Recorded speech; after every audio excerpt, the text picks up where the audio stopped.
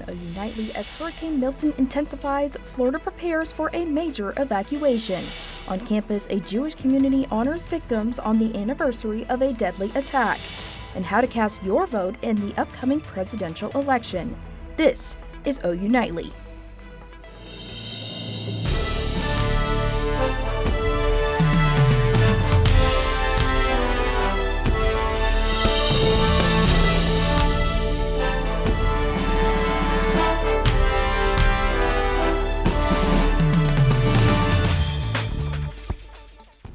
I have the State Emergency Response Team preparing for the largest evacuation that we have seen, most likely since 2017 Hurricane Irma.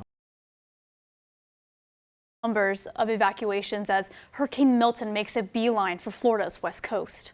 Thanks for joining us. For OU Nightly, I'm Abigail Franklin. I'm Darby McCormick. Hurricane Milton right now, a Category 5, and millions of Florida residents bracing for impact. Florida Emergency Management is urging people to evacuate now. CNN's Lee Waldman has the latest. Days ahead of Hurricane Milton's expected landfall, Floridians are preparing. Long lines of cars waiting to fill up sandbags along the western coast. Officials are urging people to finalize their preparations now and get out of the path of this storm. You have time to execute your plan, but you got to do it now. There have been some evacuations that have been issued. There's going to be a flurry of them today. I know the counties are working on opening shelters. You cannot wait and see. You have been told what's going to happen. The storm is projected to make landfall as a Category 3 near the Tampa area late Wednesday or early Thursday, packing 120-mile-per-hour winds. Officials are warning about the threat of storm surge, rain, and flash flooding. A state of emergency has been declared in 51 of the 67 counties in Florida. Please, if you're in the Tampa Bay area, you need to evacuate. If they have called for your evacuation order, I beg you, I implore you to evacuate. Drowning deaths due to storm surge are 100% preventable if you leave. 10 days removed from Hurricane Helene's devastation, debris from that storm still lingers, prompting Florida's governor to deploy the National Guard to help assist with debris removal that could cause more damage from Milton's forecasted winds. That creates a huge hazard if you have a major hurricane hit in that area this week. I'm Lee Waldman reporting. Across the country, meteorologists are tracking this powerful hurricane. And the OU Nightly weather team is on top of it. Meteorologist Chloe Arroyo joins us live with a first look at the forecast. Chloe, parts of Florida already seeing rain. That's right. Southern Florida is already seeing rainfall. Here's a look at Marco Island in South Florida. This is south of Naples and Fort Myers. You can see the cloud coverage right there already in full swing. They're already seeing some pretty significant rainfall. Here's a look at your satellite. The biggest picture right here is Hurricane Milton, but you can see ahead of that another tropical system bringing in some rainfall. They're already starting to see some accumulation from those rain totals, and they're going to see even more in the next couple of days as Hurricane Milton makes landfall. Now, I do want to make a significant point here that power outages across the state of Florida are still undergoing from the hurricane last week, Hurricane Helene. So a lot of folks still without power, a dangerous storm last week and an even more dangerous storm potentially heading into this week. Now, coming up in a bit, we're going to talk more about Hurricane Milton as well as the storm surge forecast and the flooding. The forecast here in Norman as well, and I'll have your game day forecast for OU Texas this weekend coming up. Thanks, Chloe. Well, back here on campus, several student organizations marking the one-year anniversary of the Hamas attacks. There are several vigils and demonstrations planned this week on campus. OU Nightly's John Hornack is live on the South Oval, where several student Jewish organizations gathered earlier today. John? Members of Norman's Jewish community gathered here today on the South Oval to commemorate those lives lost in October 7th and those kidnapped.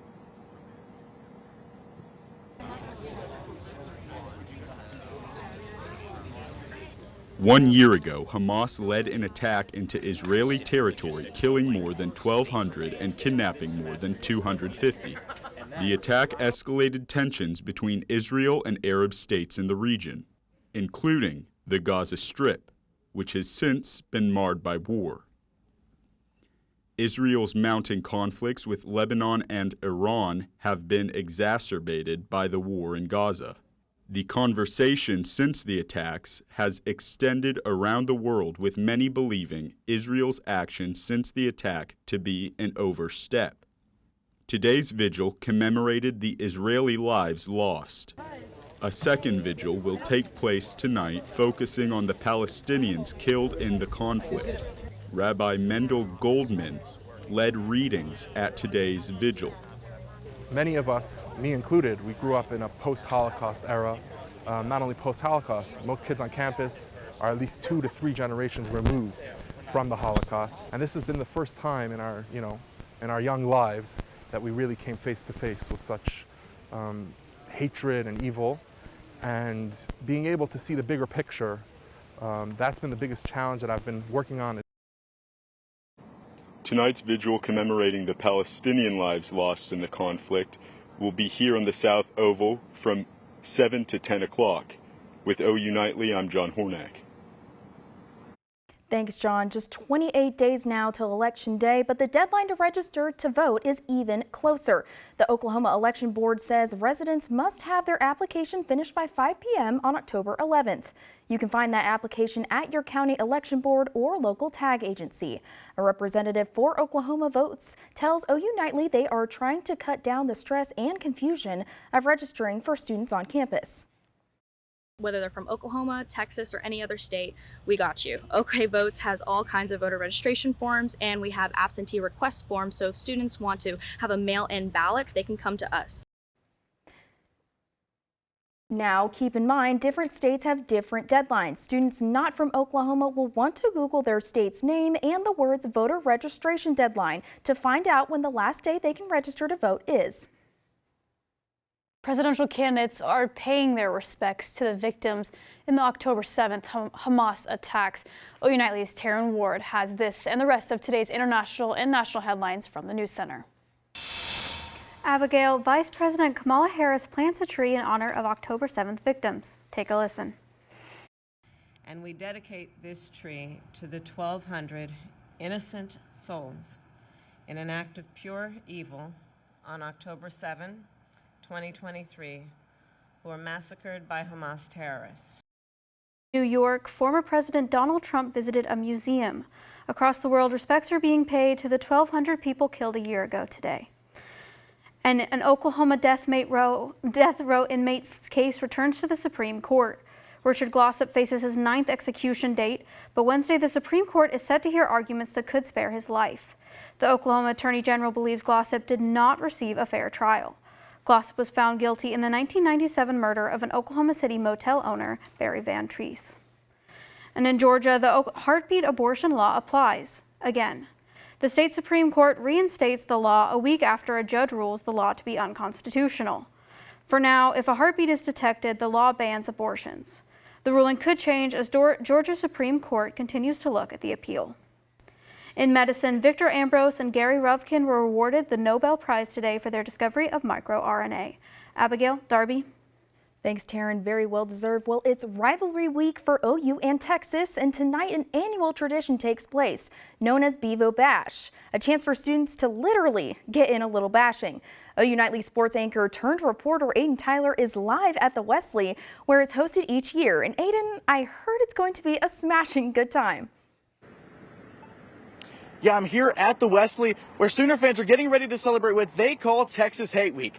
They'll begin by smashing up on this car right behind me, spray painted in burnt orange Texas colors. And the Sooners will have to take on a shot with Texas, who is ranked #1 in the country on Saturday.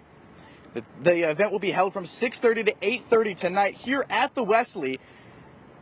And students are encouraged to wear crimson and cream. The first 100 students will receive free food. The Sooners travel to Dallas to take on the Longhorns, and it's going to be a later game than usual at 2:30, and both teams will make history, as it'll be the first time the OU-Texas game is played as members of the SEC. And later in the show, you'll hear from Brent Venables ahead of the big game. And that's all I have from out here at the Wesley, but I'll be joining you guys back in the studio for sports. Darby, Abigail. All All right, thanks, Aiden. Looks like it's going to be a great time out there. But still ahead, $100 million is heading to North Carolina. How the Department of Transportation is offering help to those affected by Hurricane Helene. Plus, homeowners, your insurance could be on the rise. Find out why and what you can do to save when OU Nightly continues.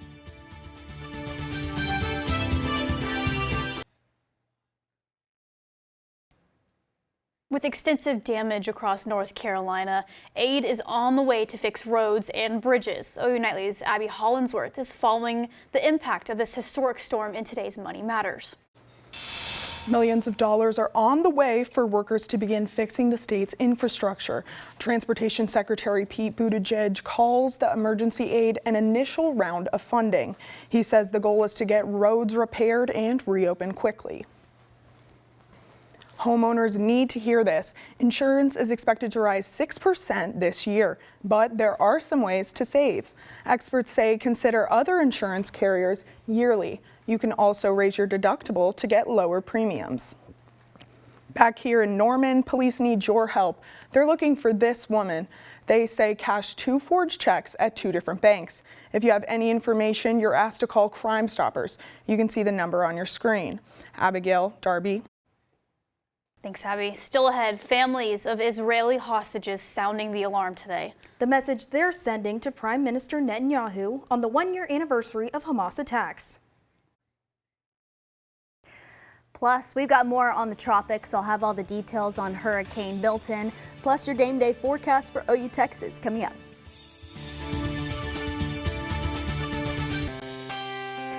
Well, hey there, Oklahoma. Hope you're enjoying this Monday afternoon. We are currently tracking the tropics with Hurricane Milton, currently a Category 5 hurricane. Here's a look at that on satellite. I wanted you to take note of the center of this hurricane right here. Just the center of it right there specifically is the eye of the storm. Around that eye is the strongest portion of that storm right here, but a large system moving rather slow. A couple of areas in Florida are already starting to see rainfall ahead of that from a separate tropical system. Here's a look at Fort Myers, Florida. They're starting to see cloud coverage, a little bit of rain scattered here and there. They're going to start to see that accumulation pick up the next couple of days, even leading up to landfall heading into early Thursday morning. Now, here's a look at your peak storm surges on the West Coast, Tampa, Fort Myers. You guys can see up to 15 feet of storm surges. That's when the water rises not above sea level, but above ground. So 15 feet above ground, life-threatening situation right there. Marco Island a little further south. We saw that live footage a little bit earlier today in the show. Marco Island could see up to 9 feet of storm surges. Florida Keys up to 3 feet of storm surges. So a very significant storm, a powerful storm projected to make landfall as a Category 4 hurricane. As of a few moments ago, the National Hurricane Center actually updated that from a Category 3 to a Category 4, a low-end Category 4 early Thursday morning.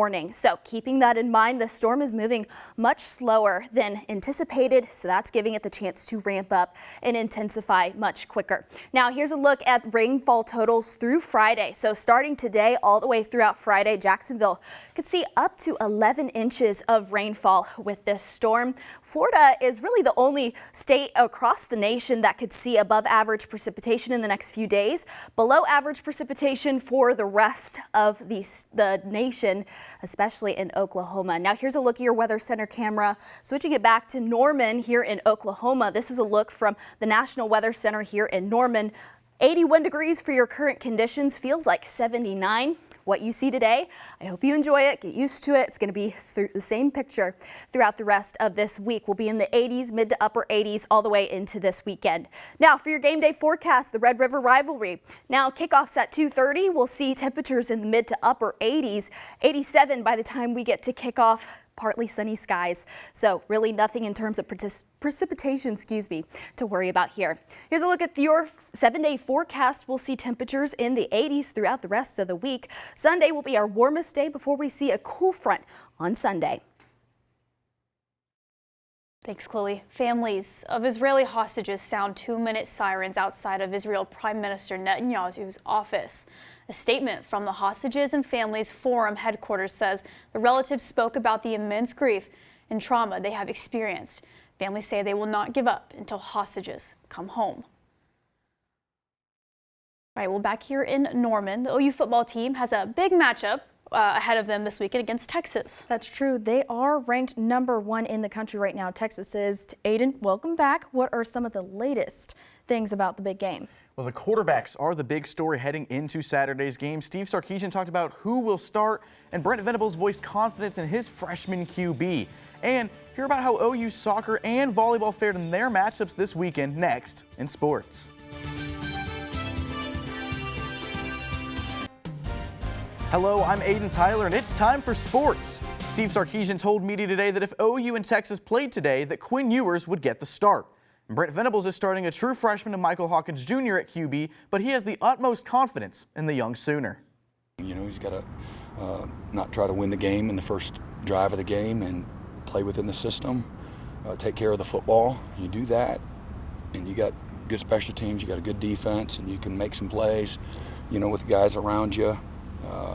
You know, you have a chance to win each and every week. Well, execution wins, not emotion, and not all the fans and everything else that's going to be going. Some former Sooners had a nice Sunday in the NFL. Kyler Murray at the ball here, pulls it at the 50, and he points, he knows, track, wall, gone from the get-go. It's a crazy 50-yard touchdown that helped the Cardinals take down the 49ers 24-23. In Foxborough, Ramondre Stevenson gets the ball here. He rumbles forward. It's a big 33-yard touchdown, but it was not enough as the Patriots fall 15-10 to Miami.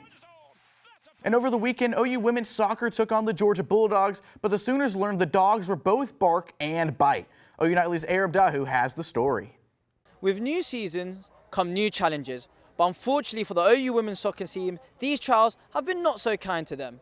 With now their 5th game in the SEC, this has marked now their 3rd loss in the conference. A 2-0 loss against Georgia means they've conceded 10 goals against the big teams, with their next games being the Red River rivalry against the well-known Texans and #1 ranked Arkansas. Currently, I caught up with Coach Matt Mott to see how can they keep their sheets a little more clean and how to make sure that they get some more goals in the back of the net to turn this SEC from not so easy to SEZ. I thought tonight we played well. We ran into a very good team, and you know, at big parts of the game, we created ourselves some chances, and thought we defended really well and did a lot of things we wanted to do, and you know, just couldn't find the back of the net. It happens like that sometimes. We just got to be cleaner in front of goal and take our chances a little bit better. And you know, I thought we deserved a goal in there tonight for sure. And if you get one, and then it gets crazy, right? But defensively too, we got to be better. We just continue to give up kind of 2 goals a match. It's really hard to win games when you're giving up 2 goals. Reporting from John Cranefield, Arab Dahi, OU Nightly. Thanks, Arab. The OU volleyball squad looked to go hog hunting Sunday against Arkansas, but the hunter became the hunted in this one. Arkansas up 2-1, trying to seal the deal, and they would do so here on a huge kill at the net, and the loss drops OU to 1-3 in SEC play. And after finishing first in the NBA Western Conference last regular season, the Oklahoma City Thunder tip off the preseason tonight at 7 p.m. against the San Antonio Spurs. Abigail, Darby. All right, thanks, Aiden. Lots of games to look out for this week, or throughout this week. All right, coming up, just 24 days until Halloween, how you can get in the spooky season spirit right here in Oklahoma. That's right, and it goes beyond just trick-or-treating. What you can do around the metro on the holiday when we return.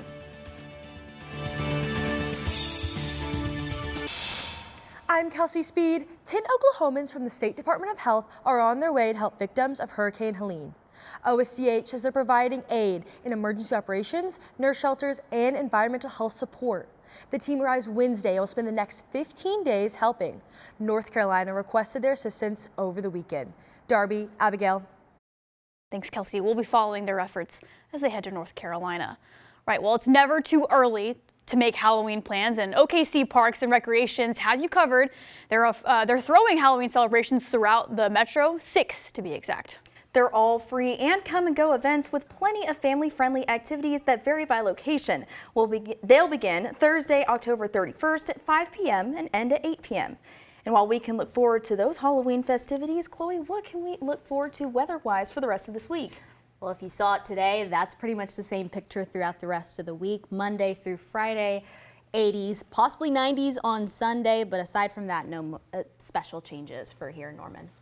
All right, sounds like it's a good, nice week ahead for us. All right, well, thanks for watching OU Nightly, everybody. Have a good evening.